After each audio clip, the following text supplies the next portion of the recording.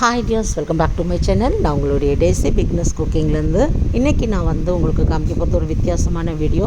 இன்ட்ரெஸ்டிங்காக இருக்கும்னு நினைக்கிறேன். பிடிச்சிருந்தால் பாருங்கள், இல்லைனா நீங்கள் ஸ்கிப் பண்ணிவிடுங்க. ஆனால் இது எல்லோரும் தெரிஞ்சுக்கிறது நல்லது அப்படின்னு சொல்லிட்டு நினச்சி தான் உங்கள் கூட ஷேர் பண்ணுறேன். நம்ம நார்மலாக இந்த மாதிரி ஃபோட்டோ ஃப்ரேம்ஸ் போடுற கடைக்கெல்லாம் போகும்போது ஜஸ்ட் நம்ம அந்த ஃபோட்டோ கொடுத்துட்டு நம்ம போயிடுவோம். அதுக்கப்புறமா வாங்கிட்டு போவோம். அதுக்கப்புறம் அது எப்படி பண்ணுறாங்க, என்ன ஏது அப்படிங்கிறது நிறைய பேருக்கு தெரிஞ்சிருக்காது. ஸ்பெஷலி இப்போ இருக்கிற ஜெனரேஷனுக்கு கண்டிப்பாக தெரிஞ்சிருக்காது. ஏன்னா அவங்கெல்லாம் போவாங்க, அழகாக ஒரு லேமினேஷன் பண்ண ஒரு இது வாங்கிடுவாங்க. இது நார்மலாக இருக்கிறது. நான் ஒரு 2 ஜீசஸோடைய ஃபோட்டோஸ் வீட்டில் மாட்டணுன்றதுக்காக வாங்கி ஃப்ரேம் பண்ண கொடுத்தேன். இது அவங்க எப்படி பண்ணுறாங்க அப்படிங்கிறதெல்லாம் நான் சொல்கிறத விட நீங்கள் வீடியோவாக பார்க்கும்போது நல்லது, உங்களுக்கு பார்க்கும்போது புரியும். எனக்கு என்னென்னா, இந்த ஒரு சாதாரண ஒரு ஃபோட்டோ ஃப்ரேம் அப்படிங்கிறோம், அதுக்கு எவ்வளோ கஷ்டம் இருக்குது, எவ்வளோ அந்த வேலை நான் மைன்யூட்டாக செய்யணும். ப்ளஸ் அதுக்கு என்னென்ன பொருட்கள் தேவைப்படும். அந்த பாருங்கள், இந்த கண்ணாடி அவர் கட் பண்ணுறது எவ்வளோ ஒரு ஷார்ப்பான ஒரு இதில் ஃப்ரேமில் அந்த பிளேடில் கட் பண்ணுறாரு.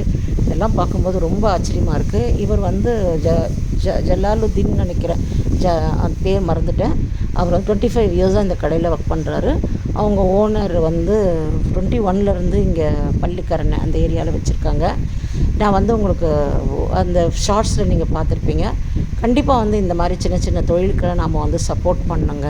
அதே மாதிரி ஏதாவது ஒரு தொழில் நம்ம கையில் இருக்கும்போது யாருமே நம்மளை ஒன்றுமே பண்ண முடியாது. பணம் போயிடும், அப்புறம் சொத்து இருந்தால் போயிடும். எவ்வளோ பிரச்சனைகள்லேருந்து எவ்வளோ பணக்காரங்களாம் வெளியில் வந்திருக்காங்க. அந்த நேரத்தில் அவங்க திணறி போய் நிற்பாங்க. இதே அவங்க கையில் ஒரு தொழிலோ இந்த மாதிரி ஒரு சின்னதாக ஒரு வேலை செய்யும்போது அவங்க மறுபடியும் மேலே முன்னாடி சம்பாரித்தது இழந்ததை விட அதிகமாக சம்பாதிக்கலாம் அப்படிங்கிறது என்னுடைய கருத்து. எப்போவுமே உழைப்புக்கு கூலி கம்மி தான். இதுக்கு நான் 2 ஃபோட்டோக்கும் சேர்த்து 800 தான் கொடுத்தேன். அது இன்னும் கம்மி பண்ணலாம், இன்னும் பேசியிருக்கலாம், என்ன பண்ணலாம். நான் இந்த மாதிரி குட்டி கடைங்களுக்கெல்லாம் போனால், இந்த சின்ன சின்ன வியாபாரிங்கக்கிட்டலாம் போனால் நான் எதுவுமே பேசாமல் கொடுப்பேன். காரணம் என்னென்னா, அவங்களுக்கு அது ஒரு சின்ன ஹெல்ப்பாக இருக்கும்.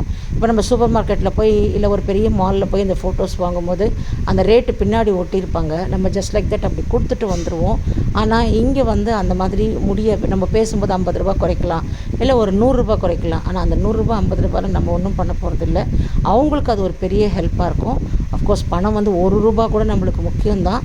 ஆனால் சில இடத்துல நம்ம ஒரு கீழே காய்கறி விற்கிறவங்கக்கிட்ட, கீரை விற்கிறவங்கக்கிட்ட, இந்த மாதிரி கடைகள்லாம் நம்ம 50 100 பேரம் பேசாமல் வாங்குறது நல்லதுன்னு நினைக்கிறேன்.